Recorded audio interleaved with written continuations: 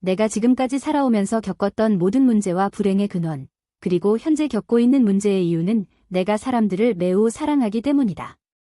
나는 항상 사람들을 매우 좋아했고 그들을 귀찮게 하고 싶지 않았다. 누군가 나에게 뭔가를 부탁하면 나는 항상 하던 일을 멈추고 그를 도왔다. 나는 애정이 많고 큰 마음을 가지고 있기 때문이다. 내 이름은 아나르, 26세이며 카프르엘 셰이크에서 가난하지만 회복력이 강한 가정에서 태어났다. 부모님은 치열한 갈등 끝에 이혼하셨고 나에게는 나보다 어린 남동생과 여동생이 있다. 이혼 후 어머니는 우리를 데리고 집과 이웃을 떠나 작은 1층 아파트에서 살게 되었다. 어머니는 우리를 먹여 살리기 위해 일하기 시작했다. 어머니는 계단을 오르내리며 이웃의 심부름을 하고 집으로 배달을 하며 돈을 벌었다. 어머니는 할 수 있는 모든 일을 하여 우리를 부양했지만 아버지는 경제적으로 도와주지 않았다. 어느 날, 한 남자가 어머니의 삶에 들어왔다. 어머니는 그 남자에게 점점 더 많은 관심을 보이기 시작했고 내가 그 남자에 대해 물었을 때 그가 지역 철물점 주인이라는 것을 알게 되었다. 어머니와 그 남자 사이에는 서로에 대한 존경이 있었고 그것은 곧 사랑으로 발전했다.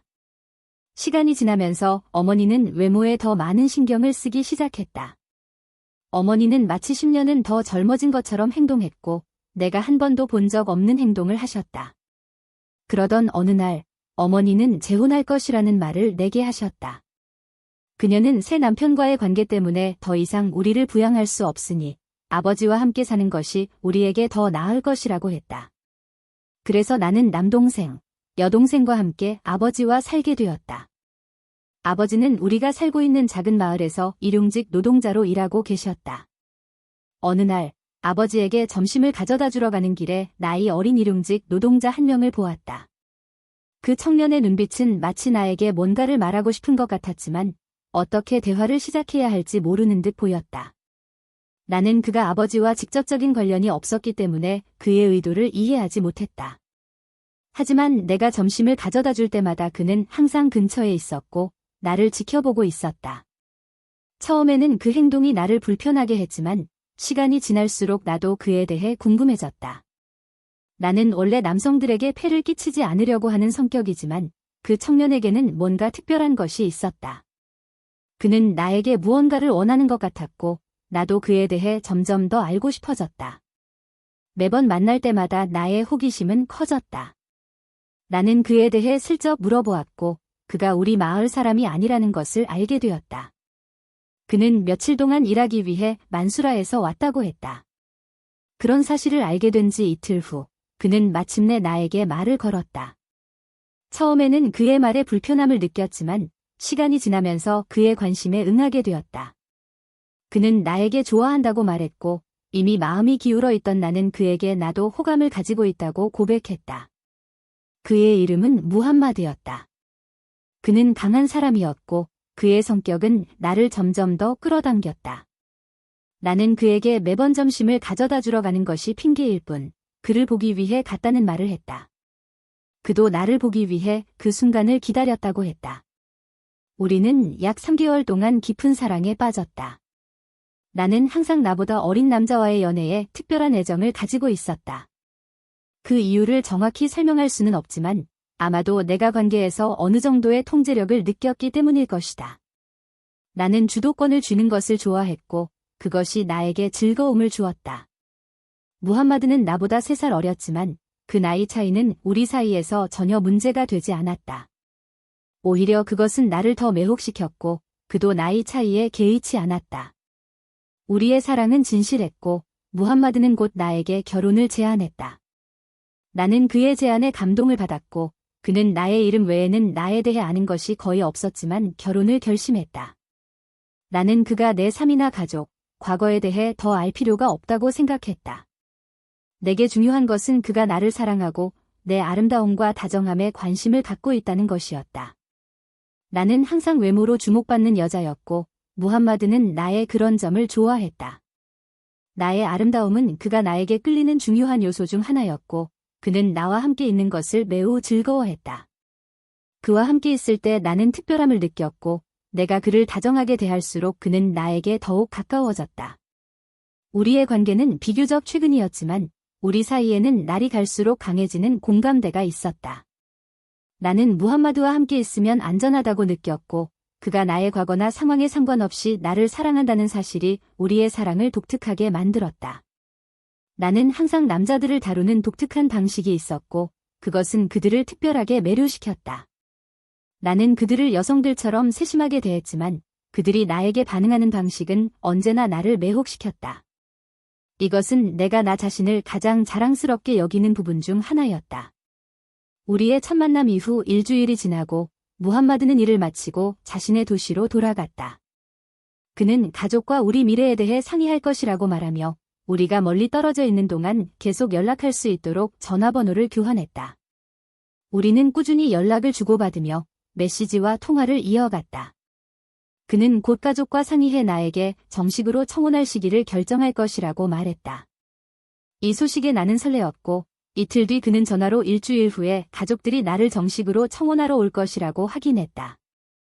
이 소식은 나를 기쁘게 했고 나는 곧 우리 가족, 즉 아버지에게 이 소식을 전했다. 약속한 대로 일주일 후 두 가족은 만나서 우리는 공식적으로 약혼했다. 1년이 채 되지 않아 무함마드는 결혼 준비를 위해 최선을 다했다. 그의 아버지는 그에게 아파트를 선물해 주었고 무함마드는 새 집을 간소하게나마 가구로 채웠다. 우리는 고가의 가전제품이나 고급 가구를 살 수 있는 형편이 아니었지만 우리의 능력에 맞는 물건을 마련했고 일부는 중고였다. 1년 만에 모든 준비가 끝났고 우리는 마침내 결혼했다. 우리의 아파트는 만수라에 있었고 나는 그곳으로 이사해 무함마드와 함께 살게 되었다. 우리는 인생에서 가장 행복한 나날을 보냈다. 무함마드는 나에게 완전히 만족했고 나는 그에게 깊이 빠져 있었다. 우리 주변의 모든 사람들이 우리 관계를 부러워했고 그가 나와 함께 있을 때 얼마나 편안하고 행복해하는지 분명히 알 수 있었다. 얼마 지나지 않아 하나님께서 우리에게 2명의 자녀를 축복해 주셨다. 남편은 여러 지방에서 일하며 자주 출장을 갔고 이로 인해 오랫동안 집을 비우는 일이 많았다. 하지만 나에게는 전혀 문제가 되지 않았다. 시간이 지나면서 나는 남편이 집을 비운 동안 다른 남자들을 만나기 시작했다. 그들 모두는 나보다 어렸고 그것은 나에게 특별한 만족감을 주었다. 이것은 내가 어떤 관계에서든 느낄 수 있는 유일한 기쁨이었다. 내가 결혼 생활 동안 만난 모든 남자들은 나보다 어렸고 그것이 나를 매우 행복하게 만들었다. 대부분의 이러한 관계는 단순한 오락이었고 큰 문제 없이 금방 끝났다. 무함마드는 아무것도 알지 못했다. 그는 항상 일에 바빴고 여러 지방을 돌아다니며 일을 했기 때문에 나를 의심한 적이 없었다. 나 또한 이 관계들이 결혼 생활에 영향을 미치지 않도록 주의했다. 나는 남편이 필요할 때 항상 곁에 있었고 결코 지루함에 빠지지 않도록 했다. 이런 가벼운 관계들은 나에게 감정적으로 아무런 의미가 없었다. 나는 단지 그 남자들의 욕망을 충족시켜 주었을 뿐이며 그들이 원하는 것을 공정하게 제공했다. 나는 그 남자들을 시장에서 채소나 생선, 닭고기를 사는 동안 우연히 만났고 많은 경우 그들은 나와 간단한 상업적 거래를 했거나 때로는 내가 카프르 엘 셰이크에 있는 가족을 방문할 때 카타르에서 온 남자들과도 관계를 맺었다. 이 모든 관계는 사랑과는 무관했고 단순한 일회성 만남에 불과했다.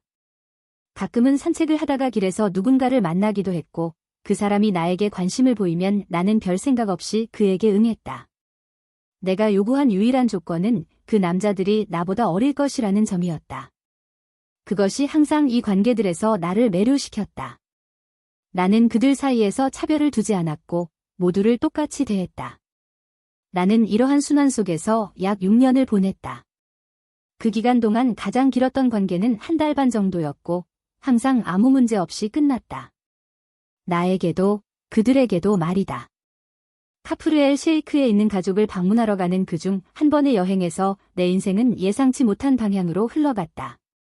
나는 나의 삶을 완전히 바꿔놓을 한 청년을 만났다. 그의 이름은 람이었고 그는 23세였으며 그의 아름다움은 마치 영화배우와 같았다. 그것은 첫눈에 반하는 사랑이었다. 그의 매력은 나를 깊이 사로잡았고 나는 이 관계가 다른 모든 관계와는 다를 것이라는 것을 즉시 느꼈다. 이것은 단순한 일회성 만남이 아니었다. 오히려 이 사랑은 처음부터 진정하고 깊은 사랑이었다. 우리가 대화를 나누며 서로 알아가는 동안 나는 라미에게 완전히 빠졌다는 것을 깨달았다. 그도 나에게 깊이 매료된 것처럼 보였고 내가 결혼했다는 사실이 그를 많이 괴롭혔다. 하지만 그것이 내가 그와의 관계를 계속하는데 방해가 되지는 않았다. 라미에 대한 나의 사랑은 남편에게서 느껴본 적 없는 완전히 다른 감정이었다. 마치 내가 새로운 삶을 살고 있는 것 같았고 이 관계가 내가 항상 원했던 전부인 것처럼 느껴졌다.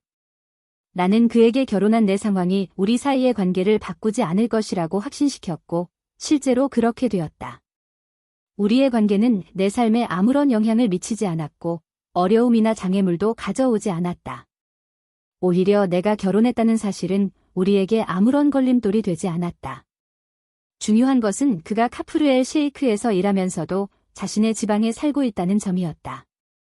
하지만 그는 내가 다른 지방, 즉 만수라 출신이라는 사실에 대해 걱정했는데 그 말은 내가 자주 그를 보러 갈 수 없다는 것을 의미했다.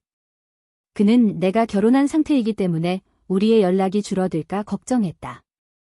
하지만 나는 그를 안심시키며 우리가 계속해서 만날 수 있도록 모든 노력을 다하겠다고 말했고 그렇게 했다. 우리는 전화번호를 교환하고 곧 자주 연락을 주고받기 시작했다. 우리는 약 한 달 동안 전화로만 연락을 주고받았고 만나지 않았다. 그러다가 어느 날 남편이 다른 지방으로 일주일간 출장을 가게 되었을 때 나는 라미에게 전화를 걸어 우리 만나는 게 어때? 라고 물었다. 그는 약간 놀란 듯했지만 내가 아파트로 그를 초대하자 그는 벌써? 이렇게 빨리? 라고 물었다. 그는 그 순간을 오랫동안 기다려왔던 것이 분명했다. 나는 지체하지 않고 그를 다음날 초대하겠다고 말했다. 다음날 아침, 나는 일찍 일어나 아이들을 어린이집에 보낸 후 라미에게 전화를 걸었다. 그는 이미 집으로 오는 중이었다. 그가 집 근처에 도착했을 때 나는 그에게 아파트로 오는 길을 안내하면서 아무도 그를 보지 않을 것이라고 확신시켰다. 그때는 이른 아침이라 거리에는 거의 사람이 없었기 때문이다. 그가 마침내 도착해 나를 보았을 때 그는 우리가 내 아파트에 함께 있다는 것이 믿기지 않는 듯했다. 우리는 앉아서 아침을 먹고 나는 우리 둘을 위해 차를 끓이려 했다. 하지만 차를 다 준비하기도 전에 그의 존재를 내 뒤에서 느꼈다. 그는 어서 가자 라고 말했다. 내가 어디로? 라고 묻자 그는 망설임 없이 나를 방으로 끌고 갔다. 그 순간은 내게 마법 같았다. 그의 눈에 비친 열정은 분명했고 우리는 함께 방으로 들어갔다. 우리가 원했던 모든 것이 그곳에서 이루어졌다. 단순한 만남이 아니었고 우리는 깊은 연결을 느꼈고 그는 우리가 함께한 것에 황홀해했다. 동시에 나는 그 순간 그를 향한 강한 감정을 느꼈다. 나는 그와 떨어지고 싶지 않았고 이 관계를 절대 끝내고 싶지 않았다.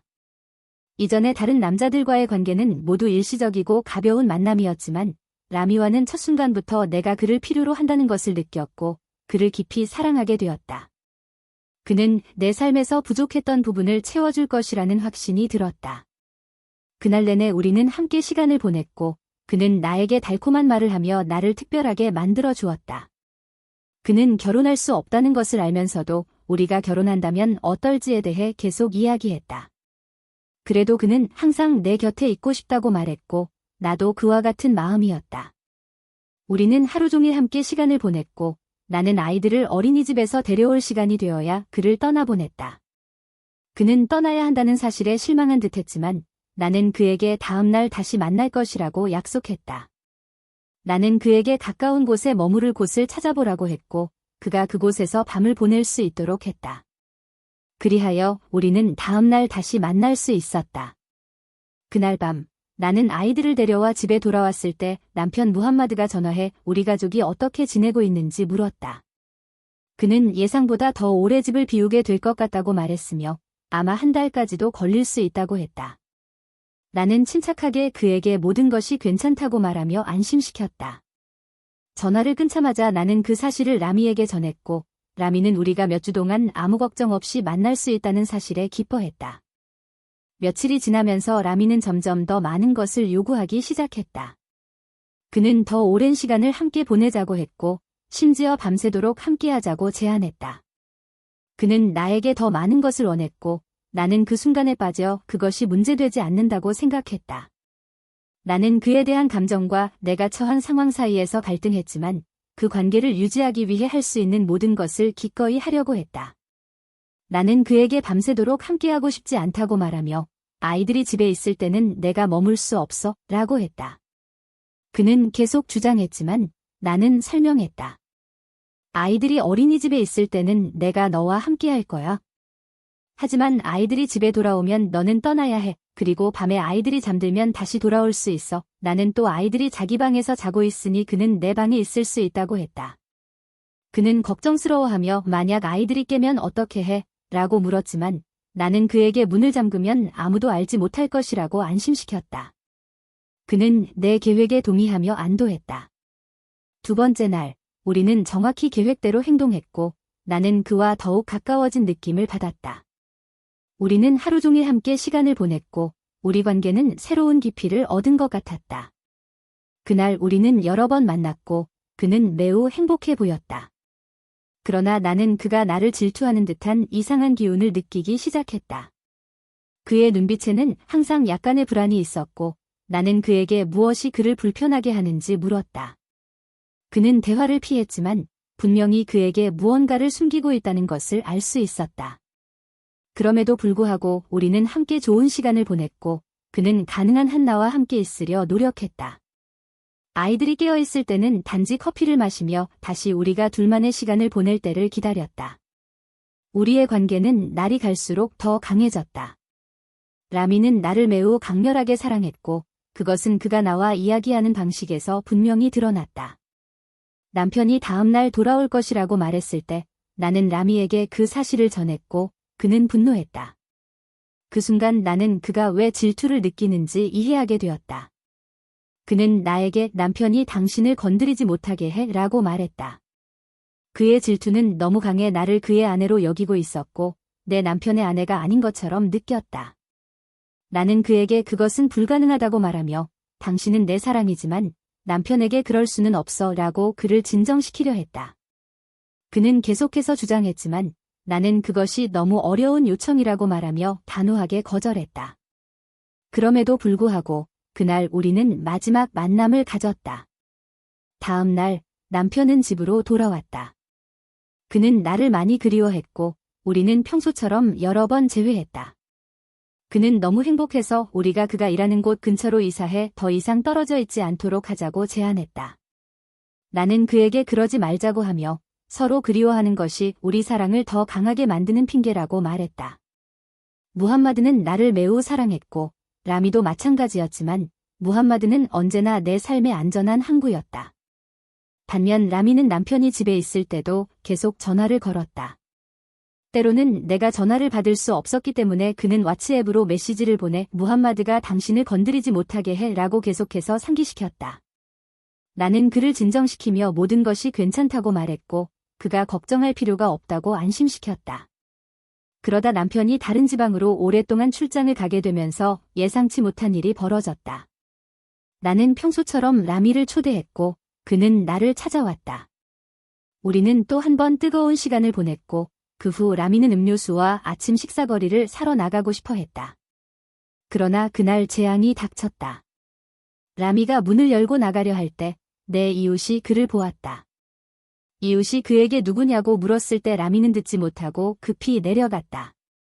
나중에 라미는 나에게 전화를 걸어 무슨 일이 있었는지 말했고 나는 그에게 돌아올 때 조심하라고 말했다. 그러나 전화를 끊자마자 내 이웃이 문 앞에 나타났다. 그녀는 처음으로 나를 대면하며 방금 본 남자에 대해 물었다. 나는 긴장했지만 숨기려 노력했다. 그녀는 계속해서 그 남자가 누구냐고 물었고 그녀가 나를 믿지 않는 것이 분명했다. 나는 이것이 여기서 끝나지 않을 것을 알았다. 그녀는 나를 알아보고 나서 곧바로 남편이 여기 있나요? 라고 물었다. 그 순간 나는 그녀가 나를 의심하고 있다는 것을 깨달았다. 분명 그녀는 무언가 알고 있었고 나를 떠보려 하고 있었다. 나는 네, 남편이 여기 있어요. 무슨 일이죠? 라고 대답하며 자연스럽게 행동하려 했다. 나는 그녀와 이야기를 나누기 위해 내려가면서도 평소처럼 행동하려 했지만 그녀의 표정은 다른 것을 말하고 있었다. 그녀는 계속해서 그렇다면 왜 방금 당신 집에서 누군가가 나가는 것을 봤죠? 라고 물었다. 나는 이해하지 못한 척하며 무슨 말을 하는 거예요? 아무도 없었고 남편은 안에서 자고 있어요. 라고 말했다. 나는 그녀에게 믿을 수 있는 말을 하며 신뢰를 얻으려 했지만 그녀는 완전히 믿지는 않는 듯했다. 그래도 그녀는 아무 일도 없다는 듯이 떠났지만 의심의 여운은 남아 있었다. 나는 그녀가 여전히 나를 의심하고 있음을 느꼈지만 그녀는 겉으로는 평온을 유지하며 나를 조용히 지켜보려는 것처럼 보였다. 그녀가 떠난 후 나는 더욱 불안해지기 시작했다. 나는 문 근처에서 무언가를 청소하는 척하며 불안한 마음을 숨기려 했지만 뭔가 이상한 소리가 들렸다. 문을 열어보니 그녀가 다시 밖에 서 있었다. 그 순간 나는 확신했다. 내 이웃이 나를 의심하고 있었다. 나는 즉시 라미에게 전화를 걸어 매우 늦은 시간에 오라고 말했다. 이웃이 더 이상 나를 지켜보지 않게 되었을 때를 기다린 후에만 오라고 경고했다. 나는 그녀가 문을 지켜보고 있으며 항상 현관문 구멍으로 엿보고 있다고 설명했다. 라미는 이해하고 기다리기로 했다. 그날 밤 주변이 조용하고 안전하다고 느꼈을 때 나는 라미를 초대했다. 그는 아무도 보지 못하게 몰래 들어왔고 우리는 늘 그랬던 것처럼 함께 시간을 보냈다. 우리는 밤새 서로의 품에 안겨 있었고 늘 그랬듯이 함께 시간을 보냈다. 하지만 이번에는 라미가 달랐다. 그는 내가 무함마드와 이혼하라고 계속해서 요구했다. 그는 나와 결혼하고 싶었고 더 이상 나를 다른 남자와 함께 있는 것을 견딜 수 없다고 했다. 나는 놀라며 이혼이라고? 무슨 말을 하는 거야? 라고 물었다. 나에게는 그 말이 전혀 말이 되지 않았다. 나는 무함마드와 이혼할 수 없다고 설명하며 그가 좋은 남편이고 우리 가족을 잘 돌봐주고 있다고 말했다. 라미는 좌절하며 어떤 변명이라도 할 수 있어. 그가 너희들을 잘 돌보지 않는다거나 가족을 위해 충분히 돈을 쓰지 않는다고 말할 수 있잖아 라고 말했다. 나는 무함마드가 항상 우리를 잘 돌보아 주었고 좋은 남편이라는 사실 때문에 그런 변명이 통하지 않을 것이라고 말했다. 라미는 점점 더 화를 내며 내가 그를 진정으로 사랑하지 않는다고 비난했다. 정말 나를 사랑했다면 다른 누구도 신경 쓰지 않고 나와 함께했을 거야 라고 그가 말했다. 나는 혼란에 빠졌고 나도 라미를 사랑했지만 무함마드를 상처 주고 싶지 않았다. 라미의 압박이 커지면서 나는 무엇을 해야 할지 몰랐다. 나는 라미와 무함마드를 모두 사랑했고 그것이 나를 더욱 혼란스럽게 만들었다. 격렬한 논쟁 중에 나는 라미에게 이 문제를 생각해보겠다고 말했다. 그는 내가 행동해야 하며 나를 진정으로 사랑한다면 그가 원하는 대로 해야 한다고 답했다. 나는 이혼을 원하지 않았지만 무함마드가 나를 매우 사랑하고 나에게 강하게 집착하고 있었기 때문에 그가 결코 받아들이지 않을 것을 알면서도 라미에게 시도해보겠다고 약속했다. 다음 날 라미는 자신의 물건을 챙겨 떠났고 나는 무함마드에게 전화를 걸었다. 감정의 소용돌이에 휩싸여 나는 그와 논쟁을 벌이기 시작했고 뜻밖에도 이혼을 요구했다. 무함마드는 충격을 받았고 잠시 침묵했다. 그는 내가 한 말을 믿을 수 없었다. 내가 이혼을 요구한 것은 처음이었기 때문이다. 이건 내가 처음으로 이혼을 요구하는데 왜 이제야 그런 말을 하는 거야? 라고 그가 혼란스러워하며 물었다. 나는 어떻게 대답해야 할지 몰라 그저 지쳐있다고 오랫동안 참아왔다고 말하며 단호하게 보이려고 노력했지만 사실은 갈피를 잡지 못하고 있었다. 나는 그에게 당신이 나와 함께 이곳에 정착했으면 좋겠어. 하지만 불행히도 당신은 계속해서 여행을 다니고 나와 함께 정착할 생각이 없잖아. 나는 이런 삶이 싫어. 당신이 나와 함께 정착하지 않으면 나와 이혼해 라고 말했다. 물론 나는 그의 일이 그의 통제 밖에 있다는 것을 알고 있었고 그가 여기 정착하는 것이 불가능하다는 것도 알고 있었다. 하지만 나는 그를 압박하여 그가 정말로 이혼을 고려하길 바라며 그런 말을 한 것이었다. 그러자 그는 나는 너와 이혼하지 않을 거야? 절대. 나는 너를 사랑하고 너 없이는 살 수 없어. 게다가 내가 이 일을 해야만 너와 우리 아이들을 돌볼 수 있을 만큼 충분한 돈을 벌 수 있어. 너는 내가 여행하는 것이 나에게도 얼마나 힘든지 모르는구나. 어떻게 너 없이 지내겠어? 라고 말했다. 그 순간 나는 이 상황을 기회로 삼을 수 있다는 생각이 들었다. 내 이웃은 이미 나를 의심하고 있었고 그녀가 소문을 퍼뜨리기 시작하면 동네 전체가 나를 의심할 수 있다는 것을 알았다. 거리의 남자들 또한 나를 주시하기 시작할 것이고 결국 그 소문이 무함마드에게까지 전해질 것이 분명했다. 그래서 나는 그에게 사실 한 가지 더 있어.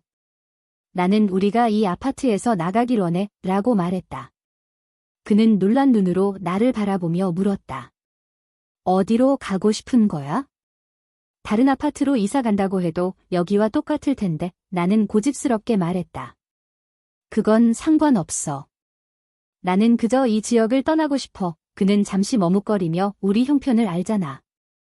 우리 아파트는 좋은데 왜 나가고 싶은 거야? 라고 물었다. 나는 다시 말했다. 우리가 이곳을 떠나지 않으면 나와 이혼해.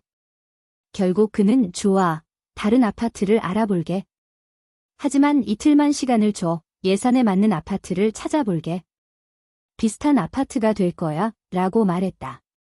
나는 동의했고 곧바로 라미에게 전화를 걸어 사랑, 이혼 문제는 해결했어. 우리는 다른 아파트로 이사할 거야. 이제 더 편하게 만날 수 있을 거야. 라고 말했다. 하지만 라미는 참을성 없는 목소리로 아파트보다 이혼이 더 중요해. 라고 대답했다. 나는 그 대답에 놀라며 그에게 이혼은 할 수 없다고 말했지만 그는 시도해보고 안 되면 그때 가서 다시 생각해보자. 라고 고집했다. 이틀 후 무함마드는 돌아와 우리가 사는 지역에서 조금 떨어진 곳에 있는 아파트를 찾았다고 말했다. 나는 안도했지만 이웃들이 그와 대화를 나누기 전에 이사할 수 있을지 걱정이 되었다. 다행히도 그 아파트는 완벽해 보였고 집주인은 우리가 원한다면 다음 날 바로 이사할 수 있다고 말했다. 무함마드는 즉시 임대료를 지불하고 새 아파트가 준비되었다며 곧 이사할 수 있다고 나에게 전화를 걸어 알렸다. 우리는 그 주 내내 짐을 정리했고 마침내 아무도 우리를 모르는 새로운 지역으로 이사했다. 나는 이전 이웃들의 의심스러운 눈길에서 벗어나 안전하고 안도감을 느꼈다. 아파트를 가구로 채운 후 무함마드는 다시 출장으로 떠나야 했다. 나는 그 기회를 이용해 라미에게 전화를 걸어 그에게 함께 축하하러 오라고 말했다. 나는 그에게 새로운 장소를 설명했고 그는 다음 날 나를 만나러 왔다. 나는 그를 기다리고 있었고 그가 도착하자 우리는 함께 아래로 내려가 그 아파트에서 가장 행복한 시간을 보냈다. 새로운 지역에서는 아무도 우리를 알지 못했고 우리가 발각될 위험도 없었다. 그러나 이번에는 뭔가 달랐다. 라미는 이전보다 훨씬 더 공격적이고 분노에 차 있었으며 나에게 심지어 폭력적으로 대했다. 우리가 모든 것을 끝낸 후 나는 그에게 무슨 문제가 있는지 물었고 그는 분노에 가득 찬 눈으로 나에게 무함마드를 완전히 없애라고 말했다. 나는 그의 말에 충격을 받고 왜 그런 말을 하는 거야? 무슨 일이 있었어? 라고 물었다. 그러자 그는 망설임 없이 나는 너와 결혼하고 싶어. 무함마드는 이제 내 삶에 있을 자리가 없어. 내가 이런 상황을 더 이상 견딜 수 없어. 내가 그를 없애지 않으면 우리는 계속할 수 없어. 라고 말했다. 그는 질투로 가득 차 있었고 매우 공격적인 말투로 즉각적인 행동을 요구했다. 나는 그가 요구한 것에 놀랐지만 그의 요구에 동의하며 내게 중요한 것은 내가 직접 개입하지 않는 방식으로 모든 것이 처리되는 것이라고 분명히 말했다. 나는 아무 일이 나에게 연관되지 않길 바랐다. 나는 라미에게 나는 우리 가족 집에 갈 테니 당신이 모든 걸 처리해 라고 말했다. 그는 왜 당신은 여기 있을 수 없는 거야? 라고 물었다. 나는 미안하지만 당신이 무엇을 하든지 나는 그 일에 관여하지 않을 거야. 당신이 알아서 다 해 라고 대답했다. 그리고 다시 말했다. 나는 1주일이나 2주일 정도 여행을 다녀올 거고 그동안 결혼 날짜를 정하자. 라미는 누가 결혼을 한다는 거야? 라고 물었고 나는 우리 고향에서 내 사촌이 결혼해 라고 대답했다. 그러자 그는 좋아. 내가 당신과 함께할 수 있는 때를 알려줘 라고 말했다. 며칠이 지나고 우리는 아파트에 함께 있었다. 나는 아이들의 보육원 문제로 걱정이 되었고 그 지역의 새 보육원을 알아보고 싶었다. 그동안 라미는 계속해서 아파트에서 밤을 보냈고 당연히 이웃들은 남편이 누구인지 전혀 몰랐다. 우리는 이 동네에 새로 이사 왔기 때문이다. 며칠 후 라미는 결혼 문제를 빨리 해결해야 한다고 계속해서 주장했다. 그는 내가 결혼 날짜를 정하고 알려주길 원했다. 2주가 지나서 나는 그에게 전화를 걸어 결혼식이 다음 날 있을 것이며 그날 바로 떠날 것이라고 말했다. 그는 몇 시에 할 건데? 라고 물었고 나는 밤 10시에 할 거야? 무함마드와 아이들이 자고 있을 거야? 라고 대답했다. 그러자 그는 아이들을 데려갈 거야? 라고 물었고 나는 아니, 아이들은 아버지와 함께 집에 남아 있을 거야? 라고 대답했다. 나는 그에게 아파트 열쇠 복사본을 주었고 밤 10시 이후에만 아파트에 들어와야 해. 절대로 그 전에 들어오면 안 돼. 무함마드와 아이들이 자고 있을 거야. 라고 당부했다. 결혼식 당일이 되었고 나는 당연히 축제에 참석해 환호하며 춤을 추고 있었고 모두의 시선은 나와 나의 아름다움에 쏠려 있었다. 아무도 의심하지 않았다. 한편 라미는 약속한 시간에 아파트에 도착했다. 10시에 그는 아파트에 들어갔고 무함마드가 깊이 잠들어 있는 것을 발견했다. 아이들 역시 방문이 잠긴 채 잠들어 있었다. 라미는 무함마드를 없애려고 행동하기 시작했으나 불행히도 무함마드는 그 과정에서 깨어났다. 싸움이 시작되었고 곧 아이들도 무함마드의 비명소리에 깨어났다. 라미와 무함마드의 싸움은 격렬했다. 그들은 서로를 강하게 공격했고 아이들은 겁에 질려 비명을 지르며 울었다. 소동은 커졌고 이웃들이 관심을 갖기 시작했다. 거리에는 정막이 흘렀고 곧 많은 사람들이 우리 아파트 앞에 모였다. 심지어 사람들은 우리 발코니 아래에서 무슨 일이 일어나고 있는지 궁금해했다. 이웃들은 문을 두드리기 시작했고 안에서 무슨 일이 벌어지고 있는지 보기 위해 문을 부수려고 했다. 당황한 라미는 어찌할 바를 몰라 발코니로 달려갔고 4층에서 뛰어내렸다. 라미는 떨어졌고 아래에서 한 이웃이 그를 발견했을 때 그는 의식이 없었다. 상황은 더욱 악화되었고 아파트에 남아있던 무함마드는 부상의 충격을 이기지 못하고 결국 사망했다. 아이들은 그들이 본 모든 것에 충격을 받았고 정신적으로 고통을 겪고 있었기 때문에 쉼터로 옮겨졌다. 아무도 나에게 무슨 일이 일어났는지 정확히 알지 못했고 경찰은 라미와 무함마드의 관계를 조사하기 시작했다. 특히 둘 다 일용직 노동자로 같은 일을 했기 때문에 의문이 컸다. 사건은 해결되지 않은 채로 남아있었고 그날 밤 라미가 했던 말을 들었던 한 이웃이 양심의 가책을 느끼고 경찰에 그 사실을 알리기 전까지는 말이다. 그 이웃은 라미가 그날 밤 모든 것을 끝내겠다고 말하는 것을 들었으며 무슨 일이 벌어지고 있는지 다 알고 있었다고 진술했다. 경찰은 내 휴대폰을 압수해 메시지를 확인했고 그 안에서 라미가 그날 밤 모든 것을 끝낼 것이며 내가 도망갈 준비를 해야 한다는 메시지를 발견했다. 그제야 진실이 드러나기 시작했다. 나는 내 욕망과 악마의 유혹에 빠져 있었고 이제 나는 어떻게 끝날지 모르는 재판을 앞두고 있었다. 이 모든 일이 일어난 이유는 내 마음이 너무 커서 남자들에게 아니오 라고 말할 수 없었기 때문이다.